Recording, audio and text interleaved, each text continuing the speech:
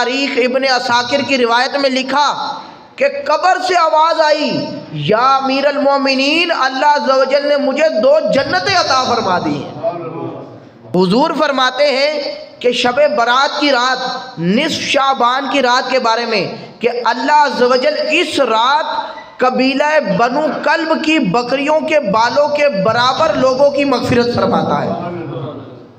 قال اللہ تبارک و تعالی فی شان حبیبہ مخبرا و آمرا ان اللہ و ملائکتہ یصلون علی النبی یا ایہا الذین آمنوا صلوا علیہ وسلموا تسلیما۔ سب مل کر بآواز بلند درود پاک پڑھیے، الصلاۃ والسلام علیک یا رسول اللہ وعلی آلک واصحابک یا حبیب اللہ، الصلاۃ والسلام علیک یا نبی اللہ وعلی آلک واصحابک یا نور اللہ۔ پیارے پیارے اسلامی بھائیوں، جیسا کہ آپ کو معلوم ہے، شعبان المعظم کا یہ بابرکت مہینہ الحمدللہ ہمارے درمیان موجود ہے۔ اس کے بعد پھر رمضان کی آمد ہے۔ سبحان اللہ، رمضان کی بھی بڑی برکتیں ہیں اور شعبان کی بھی بڑی برکتیں ہیں۔ حضور فرماتے ہیں شعبان یہ میرا مہینہ ہے اور رمضان اللہ کا مہینہ ہے، تو یہ دونوں مہینے ہی بڑی بابرکت ہیں۔ اے کاش ہم اس کی قدر کریں اور خوب عبادت کریں۔ پیارے اسلامی بھائیوں، یہ شعبان کا مہینہ ہمیں رمضان کی تیاری کروانے کے لیے آتا ہے۔ اللہ اکبر، آپ اس بات سے غور کریں، امام حسین رضی اللہ تعالیٰ عنہ شعبان کا جب مہینہ آتا تو آپ کے بارے میں آتا کہ آپ قرآن کریم کی کثرت سے تلاوت کیا کرتے تھے۔ اللہ اکبر۔ اور صحابہ کرام علیہ رضوان کی طرف دیکھیں تو ان کا بھی یہی انداز ہوتا تھا کہ وہ کثرت سے قرآن کی تلاوت شعبان میں ہی شروع کر دیتے تھے۔ سبحان اللہ۔ اور علماء فرماتے ہیں کہ حضور نے فرمایا کہ شعبان یہ میرا مہینہ ہے اور رمضان اللہ کا مہینہ ہے، تو ہمیں پھر چاہیے کہ شعبان کے اندر حضور پر کثرت سے درود پڑھیں، کیونکہ یہ شعبان حضور نے فرمایا میرا مہینہ ہے۔ اللہ اکبر۔ اور شاعر کہتا ہے نا، ہر درد کی دوا ہے صلی علی محمد، تعویذ ہر بلا ہے صلی علی محمد۔ تو اے کاش ہم حضور علیہ الصلوۃ والسلام پر کثرت سے درود پاک پڑھیں، اس کی بڑی برکتیں ہیں۔ پیارے اسلامی بھائیوں، شب برات یہ آنے والی ہے، یہ نصف شعبان المعظم کو ہوتی ہے شب برات، اور اس کا قرآن پاک میں بھی ذکر کیا گیا شب برات کا۔ تو بندے کو چاہیے کہ یہ رات وہ غفلت میں نہ گزارے، اپنے رب کو یاد کرتے ہوئے گزارے، تو اس کی برکتیں وہ انشاءاللہ دنیا میں بھی پائے گا اور آخرت میں بھی پائے گا۔ تو آج انشاءاللہ عز و جل شب برات کے حوالے سے گفتگو کرنے کی سعادت حاصل کروں گا کہ ہم نے شب برات جو آنے والی ہے اس کی تیاری کیا کرنی ہے، اس رات کو ہم نے کس طرح گزارنا ہے، اس حوالے سے انشاءاللہ عز و جل آج سننے کی سعادت حاصل کریں گے۔ رب نے قرآن میں فرمایا وَلِمَنْ خَافَ مَقَامَ رَبِّهِ جَنَّتَانِ، اور جو اپنے رب کے حضور کھڑے ہونے سے ڈرے اس کے لیے 2 جنتیں۔ آتا ہے مسلمانوں کے دوسرے خلیفہ جن کے نام سے کیسر و کسریٰ کانپ جایا کرتے تھے، کیسر و کسریٰ کے بادشاہ وہ ڈر جایا کرتے تھے، جس کو عمر بن خطاب کہا جاتا ہے۔ آپ کے دور مبارک میں ایک نوجوان تھا، بڑا ہی متقی تھا، بڑا پرہیزگار تھا، نمازوں کا پابند تھا، حرام چیزوں سے بچتا تھا اور رب کی عبادت کثرت سے کیا کرتا تھا۔ حضرت عمر رضی اللہ تعالیٰ عنہ بھی اس کی عبادت گزاری دیکھ کر حیران تھے کہ کیسا کمال کا نوجوان ہے، رب کی یاد میں ہی اپنا وقت گزارتا ہے یار، سبحان اللہ۔ وہ نوجوان جب نماز عشاء پڑھ کر گھر جاتا تو راستے میں ایک خوبصورت عورت کھڑی ہوتی تھی، وہ اس کو گناہ کی دعوت دیتی وہ اس کو گناہ کی طرف بلاتی. اور آپ کو پتہ ہے جو جوانی ہوتی ہے وہ دیوانی ہوتی ہے. جوان ہوتا ہے بندہ، اس کے اندر شہوت زیادہ ہوتی ہے، شیطان اس کو زیادہ ابھارتا ہے کہ تو غلط راستے کی طرف جا. اللہ اکبر. وہ نوجوان کو وہ عورت کھڑے ہو کر روزانہ بلاتی، لیکن وہ نیک خصلت انسان تھا. اس نے اپنے نفس کے ساتھ مجاہدے کیے ہوئے تھے، اپنے نفس کے ساتھ وہ لڑتا، جنگ کرتا تھا. تو اسی وجہ سے وہ اس عورت کے بہکاوے میں نہیں آیا، بچ گیا. روزانہ وہ عشاء کے بعد عورت کھڑی ہوتی. ایک مرتبہ اس نے پھر دعوت دی، شیطان اس نوجوان پر غالب آ گیا. کافی دن کوشش کرتا رہا کہ کسی طرح میں اس کو گھیر لوں، کسی طرح میں اس کو اپنے قابو میں کر لوں. اللہ اکبر.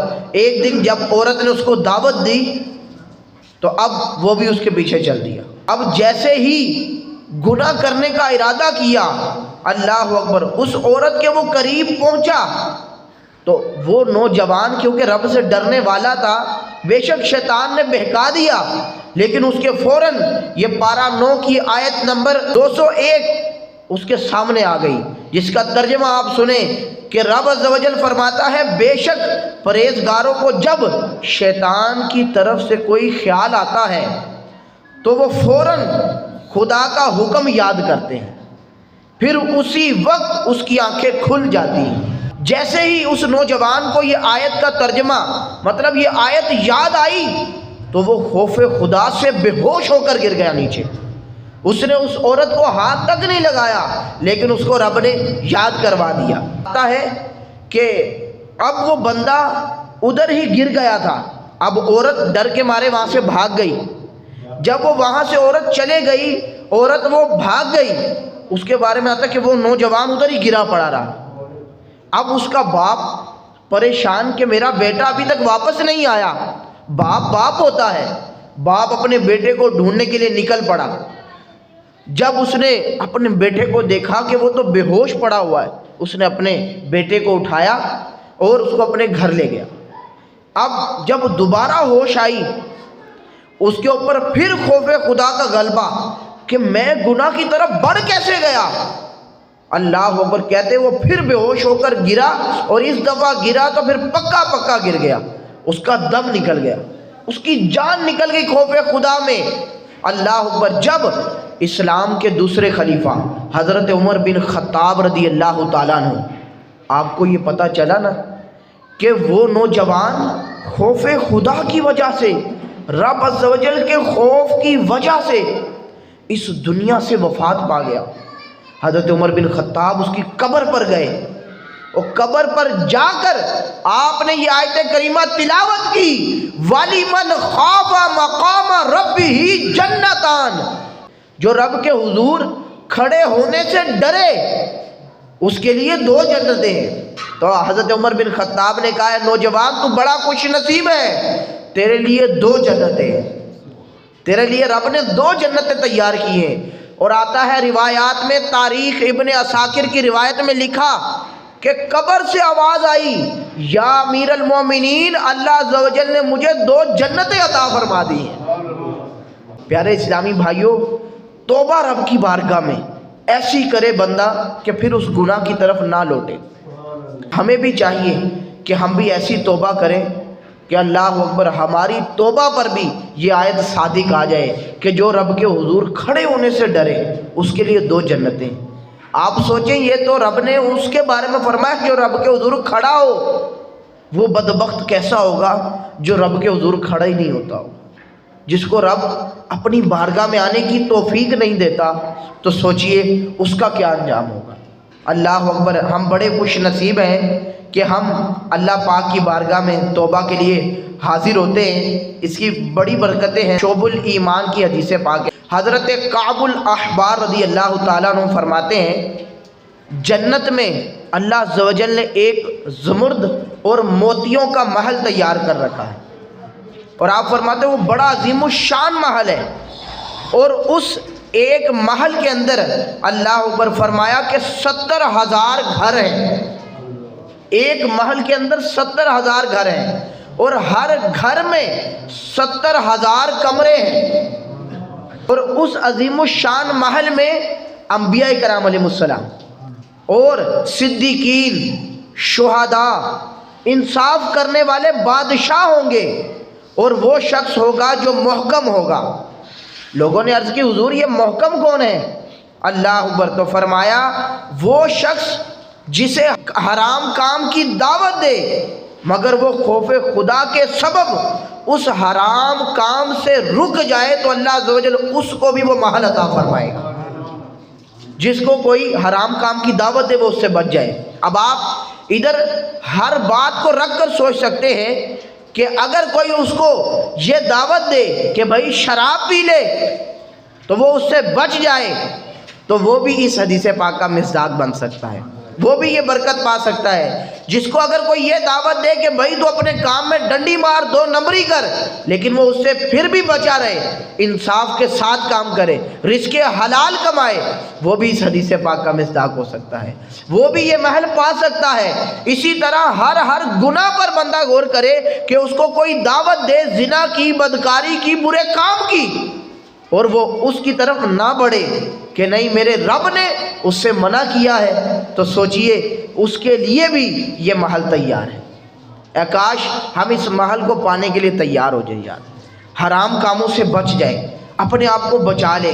یہ شب برات یہ وہ رات ہے جس کے بارے میں حضور صلی اللہ تعالیٰ علیہ وآلہ وسلم نے فرمایا کہ یہ ایسی رات ہے نصف شعبان کی رات، یہ وہ رات ہے کہ اللہ عز و جل اس رات آسمان دنیا پر تجلی فرماتا ہے۔ ایک روایت میں آیا کہ اللہ عز و جل روزانہ تہجد کے وقت پہلے آسمان پر تجلی فرماتا ہے، تو یہ ندا آتی ہے پہلے آسمان سے کہ کوئی ہے بخشش مانگنے والا، کوئی ہے اپنا مغفرت کا طلبگار۔ لیکن یہ تہجد کا وقت جو ہوتا ہے بہت مختصر ہوتا ہے، تہجد کا وقت بہت مختصر ہوتا ہے، یہ رات کا ایک آخری حصہ ہوتا ہے۔ لیکن شعبان کے بارے میں کیا فرمایا کہ نصف شعبان کی رات اللہ عز و جل آسمان دنیا پر نظر رحمت فرماتا ہے، اور تو یہ رات مطلب مغرب کے بعد شروع ہو جائے گی۔ یہ نصف شعبان کو جو آ رہی ہے شب برات کی رات، یہ مغرب کی نماز کے بعد شروع اور فجر سے پہلے تک کی یہ رات ہے۔ تو اس رات میں بندہ جب بھی رب کے حضور آ کر معافی مانگے تو میرا رب اس کی معافی قبول فرمائے گا، میرا رب اس کا استغفار کرنا قبول فرمائے گا۔ لیکن یار بندہ آئے تو صحیح، اس کی بارگاہ میں توبہ کرے تو صحیح، پھر ہی وہ قبول کرے گا نا۔ اور میرا رب قرآن میں فرماتا ہے ادعونی استجب لکم، تم مجھ سے دعا مانگو میں تمہاری دعا قبول کروں گا، رب فرماتا ہے۔ اور میرے رب کو پسند ہے کوئی بندہ آئے تو صحیح، میری بارگاہ میں آئے تو صحیح، معافی مانگے تو صحیح۔ جو نہیں آتا معافی مانگنے کے لیے، دعا نہیں کرتا، رب اس سے ناراض ہوتا ہے۔ پیارے اسلامی بھائیوں، ہمیں چاہیے کہ ہم اس رات کو غفلت میں نہ گزاریں۔ یہ شب برات کی رات بہت قدر والی رات ہے، اس کو ہم نے اگر اسی طرح سو کر گزار دیا، اگر ہم نے اس کو اسی طرح چوکوں پر کھڑے ہو کر گزار دیا، یا سینماؤں گھروں میں گزار دیا، سوشل میڈیا پر گزار دیا، فلمیں ڈرامے دیکھتے گزار دیا، تو ہم پھر یہی کہیں گے کہ اس نے گولڈن چانس مس کر دیا، اس نے گولڈن چانس مس کر دیا۔ ہم حکم نہیں لگاتے کہ جس نے نہیں کی تو وہ گناہ گار ہوگا، کچھ بھی مستحب ہے، لیکن اس کے لیے ہم یہ کہیں گے کہ بھائی آپ کے پاس گولڈن چانس تھا لیکن تم نے مس کر دیا۔ حضور فرماتے ہیں کہ شب برات کی رات، نصف شعبان کی رات کے بارے میں کہ اللہ عز و جل اس رات قبیلہ بنو کلب کی بکریوں کے بالوں کے برابر لوگوں کی مغفرت فرماتا ہے۔ قبیلہ بنو کلب یہ عرب کا بہت مشہور اور معروف قبیلہ تھا جن کے پاس کافی بکریوں کا ریوڑ ہوا کرتا تھا، لاکھوں میں بکریاں ہوتی تھی۔ اور آپ سوچیں کہ ایک بکری کے بال ہم آج بھی نہیں گن سکتے، تو حضور فرماتے ہیں قبیلہ بنو کلب کی بکریوں کے بالوں کے برابر رب لوگوں کی اس رات مغفرت فرماتا ہے۔ تو یار اس رات اگر ہمارا بھی نام آ جائے، ہم بھی بخشے جائیں یار، تو انشاءاللہ ہمارا بیڑا پار ہے، انشاءاللہ ہمارا بیڑا پار ہو جائے گا۔ تو پیارے اسلامی بھائیوں، یہ شب برات کی رات آنے والی ہے، جس طرح دیکھیں ہم نے کہیں سفر کرنا ہو نا دور کا اور رات کے وقت جانا ہو تو پھر ہم کیا کرتے ہیں کہ پہلے صبح سے تیاریاں شروع، سامان بھی سارا رکھ لیں گے، اپنی نیند کو بھی پوری رکھیں گے، کیونکہ اگر رات کو سو گئے تو کوئی سامان لے کر چلا جائے گا، یہ خوف ہوتا ہے، تو تیاری کرتے ہیں۔ تو آپ سے بھی گزارش کروں گا یہ شب برات کی رات جو آ رہی ہے اس کی تیاری ابھی سے شروع کر دیں، اپنے کام کو ابھی سے سمیٹے ایسے کہ اس رات میں پہلے فری ہو جاؤں دوپہر تک، تاکہ ظہر کے بعد میں کچھ 2-2.5 گھنٹے سو جاؤں، تاکہ میں رب کے حضور کھڑا ہو کر عبادت کر سکوں، اپنے رب کو راضی کر سکوں۔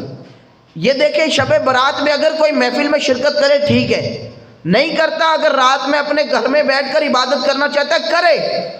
جس کو مزہ آتا ہے تنہائی کے اندر وہ تنہائی میں عبادت کرے، مصلی بچھائے اپنے رب کو راضی کرے۔ جس کو تنہائی میں پتہ ہے کہ نہیں یار غفلت ہو جائے گی، سو جاؤں گا، اکیلا ہوں گا، نہیں دل لگے گا، کسی کو ہوتا ہے کہ وہ محفل میں شرکت کرتا ہے، نعت سنتا ہے تو آنکھوں سے آنسو جاری ہو جاتے ہیں، بیان سنتا ہے تو آنکھوں سے آنسو جاری ہو جاتے ہیں، دل نرم ہو جاتا ہے، جب اجتماعی دعا مانگی جاتی ہے تو آنکھوں سے آنسو نکل جاتے ہیں، بندہ توبہ کر لیتا ہے۔ تو پیارے اسلامی بھائیوں، یہ وقت آنے والا ہے، اس کو غفلت میں نہ گزاریے گا۔ یہ شب برات کی رات خوب اپنے رب کو راضی کیجئے گا، نوافل پڑھیے گا، اور رب کے حضور معافی مانگ کے جو نمازیں قضا کر دی توبہ کر کے ان نمازوں کو پھر ادا بھی کیجئے گا۔ جو رمضان کے روزے چھوڑے معافی مانگ کے اپنے رب کے حضور ان رمضان کے روزوں کو پھر قضا بھی کرنی ہے، زکوٰۃ بھی دینی ہے۔ اور یہ یاد رکھیے گا، آتا ہے روایات میں کہ جو بندہ نمازیں پڑھتا ہوگا، جو بندہ روزے رکھتا ہوگا رمضان کے، جو بندہ زکوٰۃ دیتا ہوگا، صدقہ و خیرات کرتا ہوگا، اس کے بارے میں فرمایا کہ جب قبر میں اس بندے کو ڈالا جائے گا، جب اس کو دفن کر کے لوگ چلے جائیں گے، فرشتے آئیں گے، عذاب کا جو فرشتہ ہے وہ سر کی جانب سے آنے کی کوشش کرے گا، تو وہاں پر اس کی نماز کھڑی ہوگی جو اس نے پڑھی ہوگی، وہ نماز اس کو راستہ نہیں دے گی، کہے گی کہ ادھر سے تیرے لیے کوئی راستہ نہیں ہے، میں اس کی حفاظت کے لیے کھڑی ہوں۔ اور سیدھی جانب وہاں پر زکوٰۃ کھڑی ہوگی، وہاں سے بھی فرشتہ آنے کی کوشش کرے گا عذاب کا، لیکن وہ زکوٰۃ کہے گی کہ جب جب میرے رب نے اس کے اوپر حکم لازم کر دیا تھا کہ تجھ پر زکوٰۃ فرض ہوگی یا زکوٰۃ دے، تو اس نے زکوٰۃ پوری ادا کی تھی، بلکہ بڑھ کر ادا کی تھی، تو لہذا اس کو عذاب نہیں دینا۔ اور دوسری طرف سے روزہ کھڑا ہوتا تھا کہ میرے رب نے رمضان کے روزے اس پر فرض کیے تھے، تو لہذا اس نے سارے روزے رکھے، ڈنڈی بھی نہیں ماری، اس نے بالکل صحیح طریقے سے روزہ رکھا، لہذا یہاں سے بھی گزرنے کی گنجائش نہیں۔ اب پاؤں کی جانب سے آنے کی کوشش کی جائے گی، تو ادھر اس کے صدقہ و خیرات جو اس نے رب کے حضور اپنا مال خرچ کیا ہوگا، غریبوں کی مدد کی ہوگی، مسجدوں کی مدد کی ہوگی، جو اس نے راہ خدا میں مال خرچ کیا ہوگا، جو اس نے اسی طرح مدارس بنائے ہوں گے، کسی عالم دین کی خدمت کر دی ہوگی، کسی کو حافظ قرآن بنا دیا ہوگا، تو وہ آگے کھڑے ہوں گے وہاں پر صدقہ و خیرات کہ یہاں سے بھی گزرنے کی گنجائش نہیں ہے۔ وہ فرشتے پھر ایسے ہی واپس لوٹ جائیں گے کہ اس کی حفاظت کے لیے تو یہ کھڑے ہوئے۔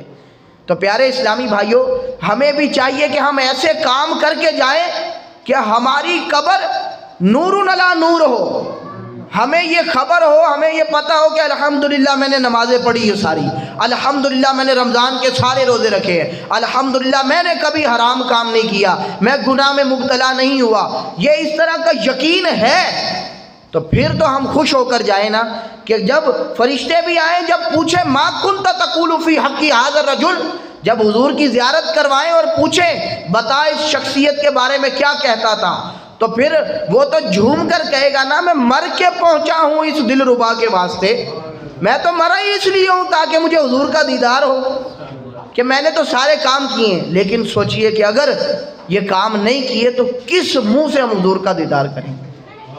کیا وہ ایک کیفیت ہوگی یار جب ہمارے کے نامہ اعمال کھولے جائیں گے۔ تو پیارے اسلامی بھائیوں، آپ سے گزارش ہے کہ ایسی توبہ کرے، ایسی توبہ کرے کہ اب کی بار ایسی توبہ کرے کہ مولا آئندہ کے بعد اب میں گناہ نہیں کروں گا، یا اللہ اب میں تجھے راضی کروں گا۔ اللہ اکبر۔ تو پیارے اسلامی بھائیوں، توبہ ایسی ہونی چاہیے کہ ہم سچی توبہ کریں، توبہ کے اندر بھی ہم معاذ اللہ فراڈ لگا رہے ہوتے ہیں، دھوکہ کر رہے ہوتے ہیں. کیا رب کو نہیں پتہ؟ رب تو ہماری ایک ایک حرکات و سکنات کو جانتا ہے. اللہ اکبر. حضرت عمر بن خطاب رضی اللہ تعالیٰ عنہ، آپ کا دور خلافت تھا تو آپ گلیوں کے اندر گردش کر رہے تھے، دیکھ رہے تھے، خدمت خلق کر رہے تھے کہ کوئی پریشان تو نہیں ہے. تو دیکھا کہ ایک نوجوان وہ سامنے سے آ رہا ہے. اب وہ نوجوان شراب کی بوتل اس کے ہاتھ میں تھی اور چادر تھی اس کے پاس. تو جیسے ہی اس نے حضرت عمر بن خطاب کو دیکھا تو وہ کانپنے لگا، وہ ڈرنے لگا کہ حضرت عمر بن خطاب نے اگر دیکھ لیا تو پھر تو میری خیر کوئی نہیں. اب سامنے سے آ رہے ہیں، جا بھی نہیں سکتا کہیں، بھاگے گا تو پتہ چل جائے گا کوئی معاملہ ہے. اب اس نے رب کے حضور دل ہی دل میں نیت کی، مولا آج عمر کے قہر سے، عمر کے غضب سے مجھے بچا لے مولا. یا اللہ آئندہ کے بعد اب کبھی شراب نہیں پیوں گا. اللہ اکبر. شراب کی بوتل ہاتھ میں پھینک بھی نہیں سکتا. عمر بن خطاب سامنے آ گئے. اللہ اکبر. اس نے چادر کے اندر چھپا لی. عمر بن خطاب نے کہا نوجوان تو نے چادر کے اندر کیا چھپا رکھا ہے؟ وہ نوجوان ڈر کے مارے اس کی زبان سے یہ نکل گیا کہ اے عمر بن خطاب میرے پاس سرکے کی بوتل ہے. حالانکہ تھی کیا؟ شراب تھی. کہا میرے پاس سرکے کی بوتل ہے. عمر بن خطاب نے کہا چلو دکھاؤ. اب اس کے رنگ اڑ گئے کہ اب میں کیا کروں. اب اللہ اکبر.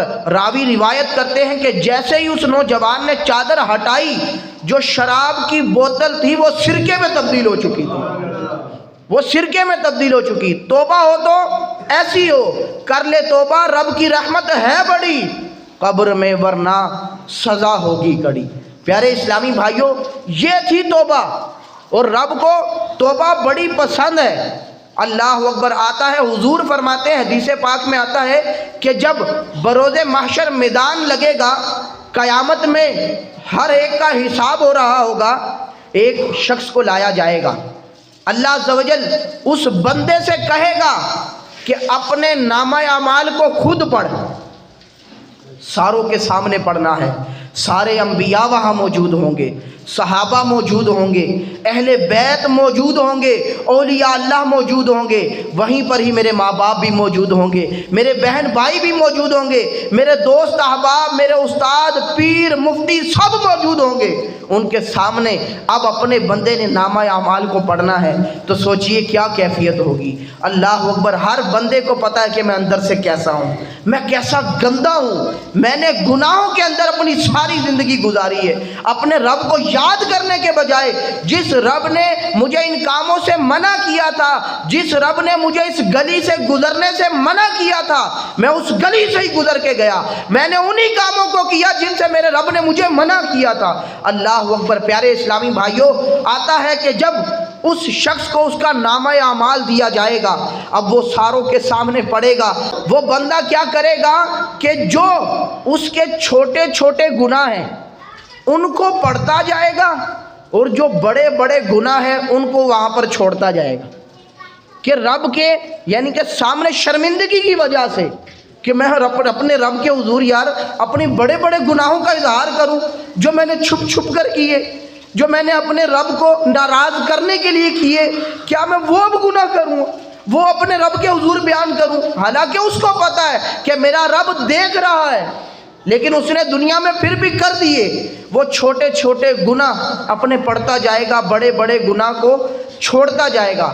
جب وہ پڑھ لے گا تو رب اسے فرمائے گا بندے جو بھی ابھی تو نے اپنا نامہ اعمال پڑھا میں نے سب کو معاف فرما دیا، اور اس کو معاف فرما کے میں نے اس کو نیکیوں میں بدل دیا. تو وہ شخص فوراً کھلا کر کہتا ہے، جلدی میں کہتا ہے اے میرے رب ابھی میرے بڑے بڑے گناہ رہتے ہیں، تاکہ میں یہ بھی پڑھوں گا، یہ بھی نیکیوں میں تبدیل ہو جائیں گا، اس کا ثواب بھی ملے گا. تو کہتا ہے مولا میرے ابھی بڑے بڑے گناہ رہتے ہیں. اور صحابہ فرماتے ہیں کہ جب حضور یہ بات بیان کر رہے تھے، حضور اتنا کھل کر مسکرائے کہ حضور کی داڑھ مبارک ظاہر ہو گئی، داڑھ مبارک روشن ہو گئی. پیارے اسلامی بھائیوں، کہ یہ دیکھیں رب کے حضور توبہ ہو تو پھر ایسی ہو. اے کاش ہم بھی ایسی توبہ کرنے والے بن جائیں. اور میری بات یہ یاد رکھیے گا کہ رب کی بارگاہ میں بندہ جب توبہ کرتا ہے تو رب کو یہ بڑا ہی پسند ہے. حضور نے مثال دی صحابہ کو، اے صحابہ بتاؤ اگر کوئی ایک شخص ہو، اس کے پاس ایک سواری ہو اور اس کے پاس کھانے کے لیے کچھ سامان ہو، اور وہ صحرا میں نکلے جہاں پر نہ پانی ہو نہ کھانے کو کچھ ہو، وہ صحرا میں نکلے، اور اگر وہ اتنا سفر کرے کہ وہ تھک جائے، اور اگر وہ دیکھے کہ اس کے پاس ایک درخت ہے، وہ وہاں پر اپنی سواری کو باندھے جس کے اوپر اس نے اناج رکھا ہوا ہے، اور اس کے بعد پھر وہ کچھ دیر کے لیے سو جائے، اور اگر جب وہ اٹھے تو جو سواری ہو وہ غائب ہو، کھانا جو ہو اناج ہو وہ غائب ہو ہی نہ، اور 100 میل کی طرف جاتا رہے جہاں مرضی، نہ کھانے کو کچھ، نہ پتہ کدھر، نہ پانی کچھ، تو پھر وہ بندہ کس کیفیت میں ہوگا؟ تو صحابہ نے عرض کی یا رسول اللہ صلی اللہ تعالیٰ علیہ وآلہ وسلم، پھر تو وہ موت کی تیاری کر رہا ہوگا کہ اب بس موت آئے میری جان جائے، وہ تو نا امید ہو جائے گا۔ اللہ اکبر۔ حضور علیہ الصلوۃ والسلام نے فرمایا بالکل ایسا ہی ہے، ایک شخص اگر اسی طرح ہو لیکن پھر وہ دوبارہ سو جائے کچھ دیر کے لیے، لیکن پھر آنکھ کھلے تو سامنے سواری موجود ہو، تو اس کی خوشی کا عالم کیا ہوگا؟ وہ کیسا خوش ہوگا؟ اللہ اکبر۔ صحابہ نے عرض کی یا رسول اللہ صلی اللہ علیہ وسلم، وہ تو بڑا خوش ہوگا۔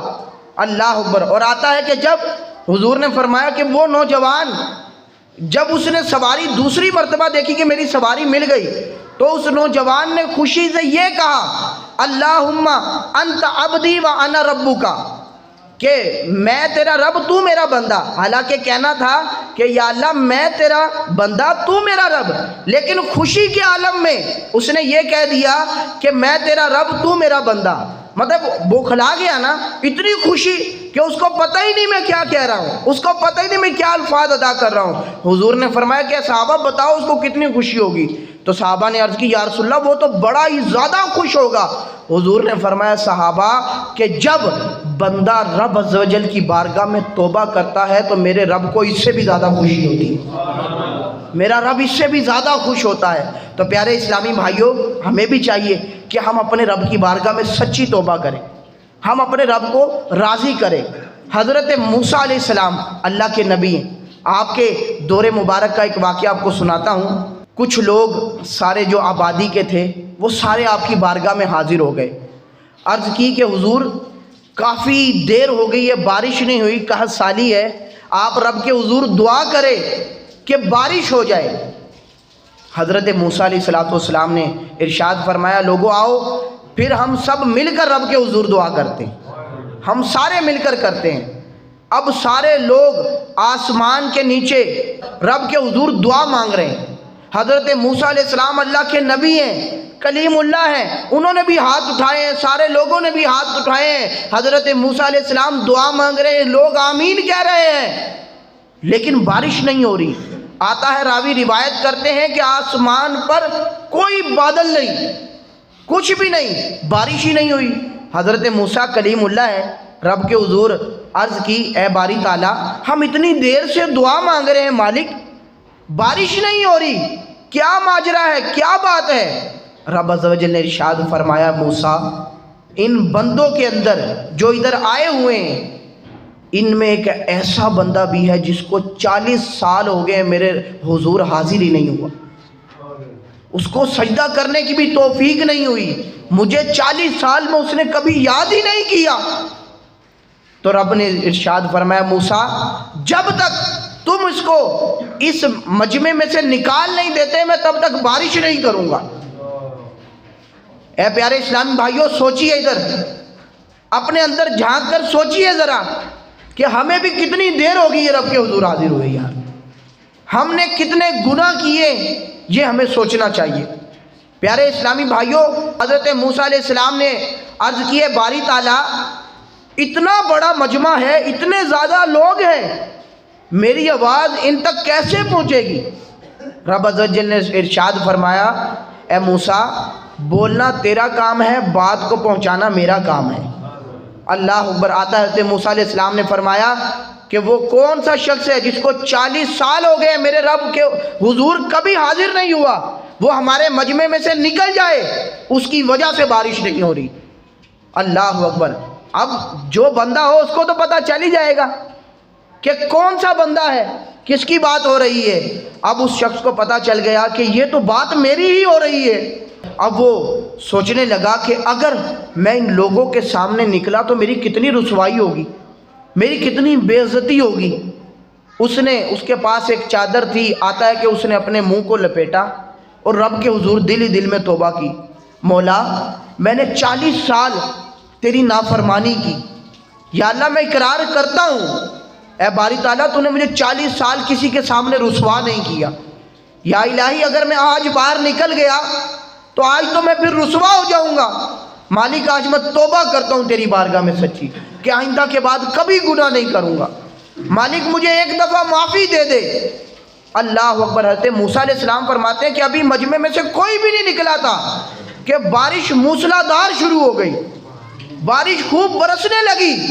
حضرت موسیٰ کلیم اللہ ہے، عرض کی مولا کوئی بندہ باہر بھی نہیں نکلا، بارش بھی ہو گئی، یہ کیا ماجرا ہے؟ رب عز و جل نے ارشاد فرمایا موسیٰ میں پہلے جس کی وجہ سے بارش نہیں کر رہا تھا اب اس کی وجہ سے ہی میں نے بارش کی ہے، میں نے اس کی توبہ کی وجہ سے ہی بارش کی ہے۔